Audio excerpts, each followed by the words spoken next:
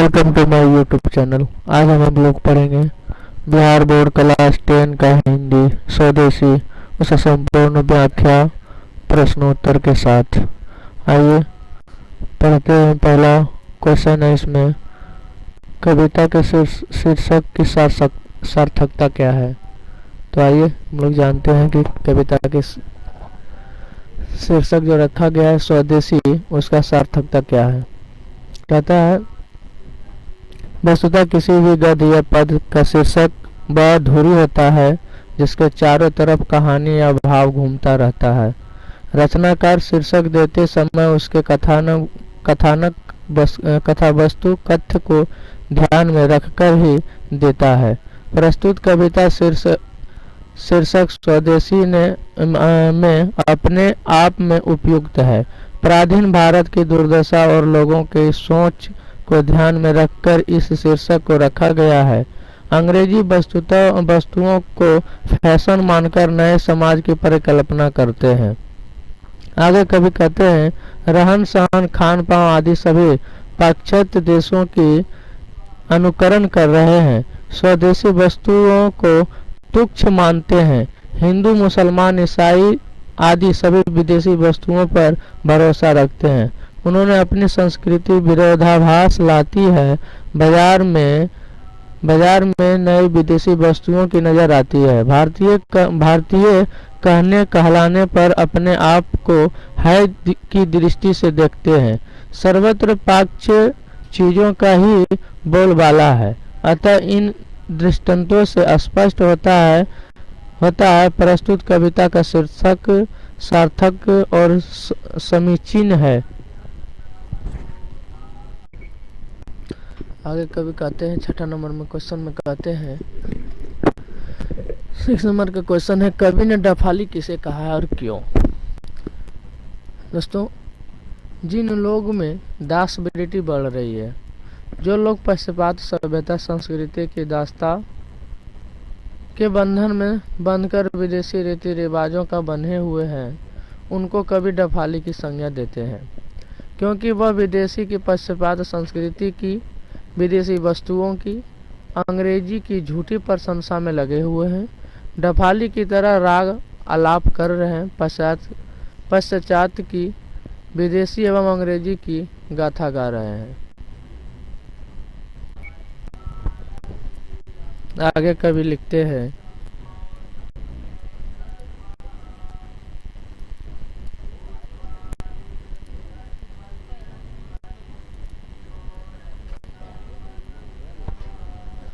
दूसरा कोई प्रश्न है, कवि को भारत में भारतीयों क्यों नहीं दिखाई पड़ती है। किसी भी देश के प्रति वहाँ की जनता कितनी निष्ठा है, देशवासी को अपने देश की संस्कृति में कितनी आस्था है, यह उसके रहन सहन, बोलचाल, खान पान से पता चलता है। कवि को भारत में स्पष्ट दिखाई पड़ता है कि यहाँ के लोग विदेशी रंग में रंगे हैं। खान पान, बोलचाल, हाट बाजार अर्थात संपूर्ण मानवीय क्रियाकलाप में अंग्रेजियता ही अग्रजनीयत है। पाश्चात्य सभ्यता का बोलबाला है। भारत का पहनावा, रहन सहन, खान पान कहीं दिखाई नहीं देता है। हिंदुओं या मुसलमान, ग्रामीण हो या शहरी, व्यापार हो या राजनीतिक, चतुर्दिक अग्रणीयता अंग्रेजियों की जय जयकार है। भारत में भारतीय भाषा, संस्कृति, सभ्यता धूमिल हो गई है। अतः कवि कहते हैं कि भारत में भारतीयता दिखाई नहीं पड़ती है। अगला क्वेश्चन है, कवि समाज के लिए वर्ग की आलोचना करते हैं, क्यों और क्यों। कहता है इसका आंसर में, उत्तर भारत में एक ऐसा समाज स्थापित हो गया है कि जो अंग्रेजी बोलने में शान की बात समझते हैं। अंग्रेजी रहन सहन, विदेशी हाट बाट, विदेशी बोलचाल को अपनाना विकास मानते हैं। कवि कहते हैं कि हिंदुस्तान की नाम लेने में संकोच करते हैं। हिंदुस्तानी कहलाना हीनता की बात समझते हैं। आगे कहते हैं कि हाँ, झूठ प्रशंसा करते हुए फूले नहीं समाते। अपनी मूल संस्कृति को भूलकर पाश्चात्य संस्कृति को अपनाकर गौरवान्वित होना अपने देश में प्रचलित होना हो गया है। ऐसी प्रचलन को बढ़ावा देने वाले वर्ग की कवि आलोचना करते हैं, क्योंकि यहाँ देश हित की बात नहीं है। ऐसा वर्ग देश को पुनः अपरोक्ष रूप से विदेशी दस्ता के बंधन में बांधने को तत्पर। आगे कहते हैं, अगला क्वेश्चन है 4 नंबर का क्वेश्चन। कवि नगर बाजार और अर्थव्यवस्था पर क्या टिप्पणी करते हैं? कवि के अनुसार आज नगर में विदेशी की झलक बिल्कुल नहीं दिखती, स्वदेशी की झलक बिल्कुल नहीं दिखती। यानी कहने का मतलब यह होता है कि आज के परिवेश में जितने भी बाजार या नगर हैं, बिल्कुल अपने देश के बनाए हुए वस्तुओं को नज़रअंदाज किया जाता है और हमारे देश में अपने ही देश का निर्माण किए गए वस्तुओं को नहीं बेचा जाता है। नगरीय व्यवस्था, नगर का रहन सहन सब पाश्चात्य सभ्यता का अनुगामी हो गया है। बाजार में वस्तुएं विदेशी दिखते हैं, विदेशी वस्तुओं को लोग चाहकर खरीदते हैं। इस विदेशी कंपनियां लाभान्वित हो रही है। स्वदेशी वस्तुओं का बाजार मूल्य कम हो गया है। ऐसी प्रथा से देश की आर्थिक स्थिति पर क्या प्रभाव पड़ रहा है?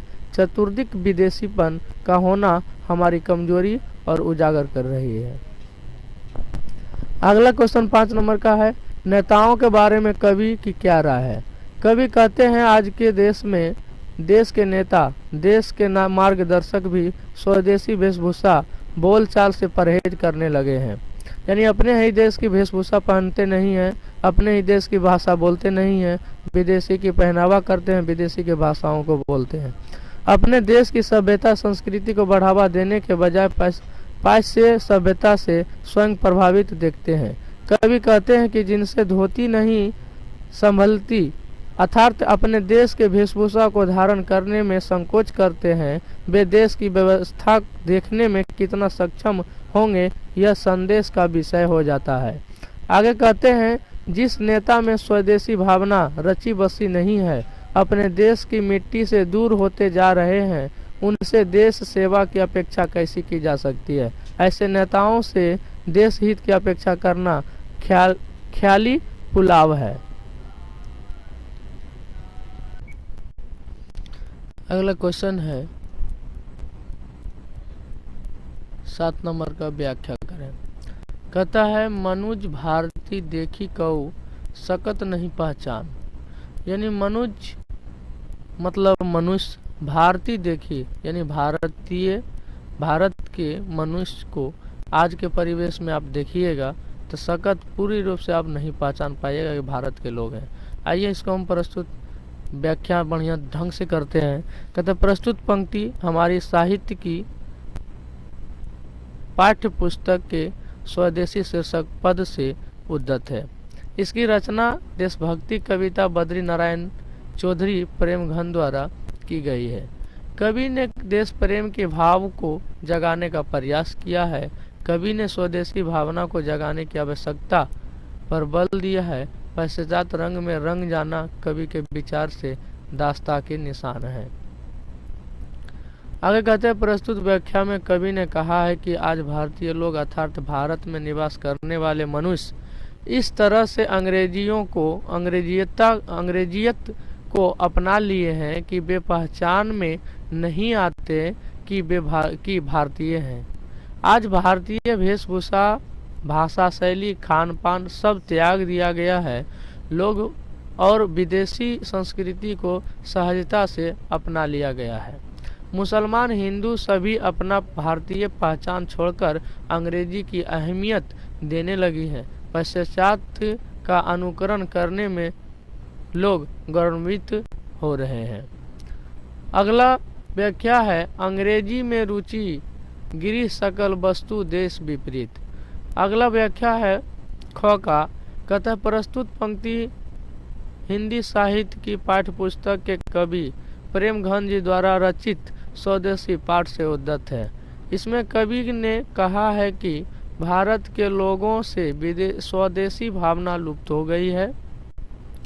विदेशी भाषा रीति रिवाज से इतना स्नेह हो गया है कि भारतीय लोग का रुझान स्वदेशी के प्रति बिल्कुल नहीं है। सभी और मात्र अंग्रेजी का बोलबाला है, अंग्रेजी भाषाओं को पकड़ता है, अंग्रेजी संस्कृति सभ्यता को पकड़ता है और भारत के जो भी संस्कृति सभ्यता और कल्चर है उसको आज के परिवेश में सब हटाया जा रहा है।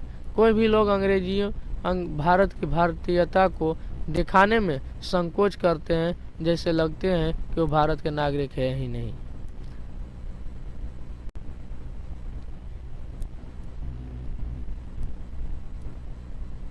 आइए आगे जानते हैं 8 नंबर का प्रश्न क्या कहता है। कहते हैं आपके मत से स्वदेशी की भावना किस दोहे में सबसे अधिक प्रभावशाली है, स्पष्ट करें। यानी कवि का कहने का मतलब है कि हम भारत के लोग, हम विद्यार्थी हैं और हमें अपनी 10 कक्षा में स्वदेशी पढ़ने का मौका मिला, अपने देश के बारे में जानने का मौका मिला। आज के परिवेश में जो भी विद्यार्थी, जो भी लोग, जो भी नागरिक विदेशी के बोलबाला हो चुके हैं, विदेशी वस्तुओं का अपना रहे हैं, विदेशी कपड़ों को पहन रहे हैं, विदेशी संस्कृति सभ्यताओं को देख रहे हैं, इससे यह स्पष्ट होता है कि हमें अपने देश पर निर्भर होना चाहिए, आत्मनिर्भर बनना चाहिए, हमें भारत की वस्तुओं को उपयोग करना चाहिए, ना कि विदेशों की। अगला क्वेश्चन कहता है आपके मत से स्वदेशी की भावना यानी अपना देश की भावना किस दोहे में सबसे अधिक प्रभावशाली दिया है, स्पष्ट करें। आइए, मेरे विचार से संख्या 9 में स्वदेशी की भावना सबसे अधिक प्रभावशाली है। स्पष्ट है कि भारतीय संस्कृति सभ्यता में जितनी अधिक सरलता, स्वाभाविकता एवं पवित्रता है उतनी विदेशी संस्कृति सभ्यता में नहीं है। आज ऐसा समय आ गया है कि यहाँ के लोग से जब पवित्र भारतीय संस्कृति का प्रबंध कार्य नहीं संभल रहा है तो जटिल से भरी हुई विदेशी संस्कृति का निर्वाह कहाँ से कर सकेंगे। अतः हर स्थिति में पूर्ण बौद्धिकता का परिचय देते हुए भारतीय संस्कृति मूल वंश भूषा का निर्वहन किया जाना चाहिए। अगला क्वेश्चन है, आइए हम उस क्वेश्चन के बारे में जिक्र करते हैं। अगला क्वेश्चन है स्वदेशी कविता का सारांश अपने शब्दों में लिखें। सबसे बड़ी मेन बात है हमारे आपके बीच इस कविता को जानने में। यह कविता जो लिखी गई है वो हमारे देश के नागरिकों के ऊपर लिखी गई है। हमारे देश के नागरिक जो अपने सभ्यताओं को भूलते जा रहे हैं, अभी आधुनिक दौर में चलकर विदेशी सभ्यताओं को अपना रहे हैं, उनके ऊपर लिखा गया है। आइए स्वदेशी कविता का सारांश जानते हैं कि यह कविता का सारांश अपने शब्दों में कैसे लिखें। अगर एग्जाम बिहार बोर्ड ने पूछ दिया तो हम कैसे अपने उत्तर को लिख सकेंगे। प्रेमघन सर्वस्व से संकलित प्रस्तुत दोहा में प्रेमघन ने देश दशा का उल्लेख करते हुए नव जागरण का शंख फूंका है, यानी बतलाने का काम किया। वे कहते हैं देश के सभी लोगों में विदेशी रीति, स्वभाव और लगाव दिखाई पड़ रहा है। भारतीयता तो अब भारत में दिखाई ही नहीं पड़ती। आज भारत के लोगों को देखकर पहचान करना कठिन है कि कौन हिंदू है, कौन मुसलमान है और कौन सिख है और कौन ईसाई है। सभी में बिल्कुल भारत की भारतीयता का बदलाव हो गया है। कोई भी लोग अपने आप में भारत की भारतीयता में दिखाई नहीं पड़ता है।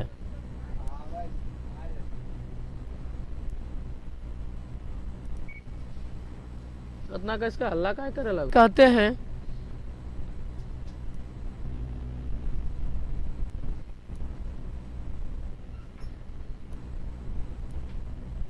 आगे कह रहे हैं विदेशी भाषा पढ़कर जो लोग की बुद्धि विदेशी हो गई है। अब इन लोगों की विदेशी चाल चलन भाने लगी है। लोग विदेशी हाट बाट से रहने लगे हैं। अपने देश विदेश बन गए हैं। अपना देश विदेश बन गया है। साथ ही कहीं भी नामात्र को भारतीयता दृष्टिगोचर नहीं दिखती है। यानी पूर्ण रूप से भारत के लोग में ही भारत की भारतीयता, भारत की संस्कृति आज दिखता नहीं है। वो अब तो हिंदू लोग हिंदी नहीं बोलते। हम भारत का नागरिक, हम भारत के लोग हैं और यहाँ की मूल भाषा, मातृभाषा हिंदी कहा जाता है। लेकिन आज के परिवेश में भारत के लोग हिंदी बोलने से कतराते हैं, जैसे लगते हैं कि वो हिंदी बोलकर बहुत बड़ा अपमान किया है, बहुत बड़ा बेइज्जती होने वाला है उनका। इस तरह से वो भारत की मूल भाषाओं को भूलते जा रहे हैं और विदेशी भाषाओं को, अंग्रेजी भाषाओं को अपनाते जा रहे हैं। कभी का आश्चर्य है, कभी का कहना है कि वे अंग्रेजी भाषा का इस्तेमाल करते हैं, अंग्रेजी कपड़ा पहनते हैं, उनके रीति रिवाज और नीति भी अंग्रेजी जैसी है। घर और सारी चीज़ें देसी नहीं है, ये देश की विपरीत है। कभी का कहना है कि बिल्कुल यहाँ से सारे जितने भी पहनावा ओढ़ावा से लेकर सामान, बाजार, हाट बाट सब विदेशी हो चुका है। संप्रति हिंदुस्तानी नाम से भी ये शर्मिंदा होता है और संकुचाने लगता है। यानी पूर्ण रूप से यह कहता है आज के समय में कि हिंदुस्तानी नाम सुनकर भी हिंदुस्तान का लोग शर्मिंदा होते हैं, सर झुकाते हैं, जैसे लगते हैं वो भारत के लोग नहीं हैं। इन्हें हर भारतीय वस्तु से घृणा है। इनके उदाहरण है देश के नगर, सर्वत्र अंग्रेजी चाल चलन है। बाजारों में देखिए अंग्रेजी माल भर रहा है। आगे कहते हैं, देखिए जो लोग अपनी ढीली ढाल धोती नहीं संभाल सकते, वे लोग देश को क्या संभालेंगे। यह सोचना ही कल्पनालोक में विचार करना है। चारों ओर चाकरी की प्रवृत्ति बढ़ रही है। ये लोग झूठी प्रशंसा, खुशामद कर डफली अर्थात ढिंढोर भी बन गए हैं।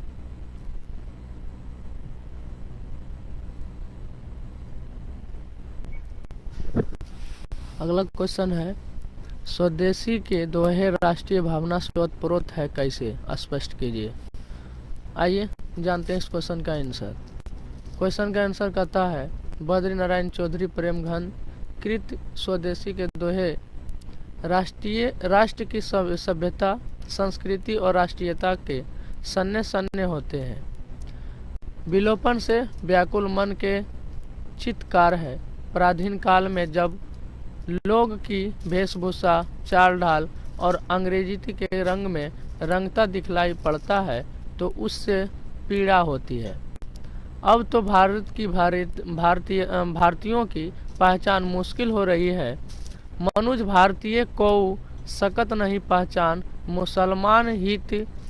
मुसलमान हिंदू किंधु के ये ही क्रिस्तान। यानी कहने का मतलब ये है कि आज के परिवेश में भारत के मनुष्य सकत पूर्ण रूप से उसको पहचान नहीं सकते हैं कि कौन हिंदू है, कौन मुस्लिम है, कौन सिख है और कौन ईसाई। कभी कहते हैं, यह देख भी दुखी होता है कि विदेशी विद्या ने देश के लोगों को सोच बदल दी है। आगे कहते हैं, पढ़ी विद्या परदेश की, बुद्धि विदेश पाए, चाल चलन परदेश की, गई न अति भाई। लोगों में तो लगता है कि भारतीयता लेस मात्र को नहीं बची है। लोग अंग्रेजी बोल रहे हैं, अंग्रेजी ढंग से चल रहे हैं, रह रहे हैं, हिंदुस्तानी नाम से ही लज्जा महसूस करते हैं और भारतीय वस्तुओं से घृणा करते हैं।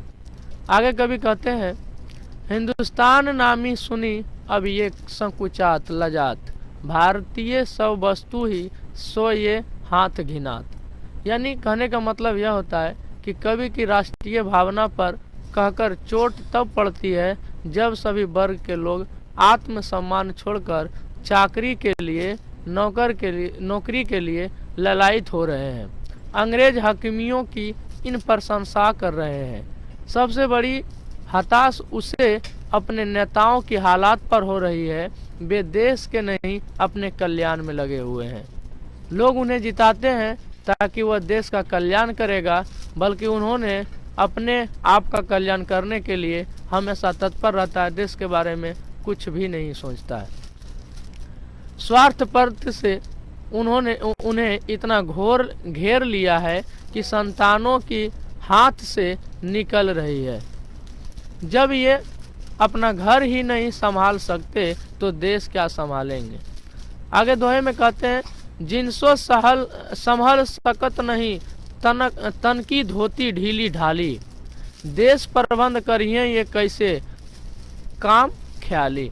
यानी मतलब कहने का मतलब इसका यह होता है कि जिस व्यक्ति से भारत की सांस्कृतिक जो पहनावा ओढ़ावा है, जैसे हमारे भारत का मूल रूप से पहनावा धोती है, आज उसे धोती सही ढंग से पहना नहीं जा रहा है, तो देश का प्रबंध, देश का चौकस व्यवस्था भला वो क्या संभाल पाएंगे। इस प्रकार हम देखते हैं कि स्वदेशी के दोहे में देश की दशा के वक्त के माध्यम से कवि ने लोगों में राष्ट्रीय भावना भरने की चेष्टा की है। अतएव दोहे निश्चित ही तौर पर राष्ट्रीय भावना से ओतप्रोत है। इनसे राष्ट्रभक्ति को प्रेरक मिलती है। आइए, हमारा यह वीडियो आपको कैसा लगा हमारे इस कमेंट सेक्शन में ज़रूर लिखें और हमारे चैनल को सब्सक्राइब ज़रूर करें और शेयर करें। धन्यवाद।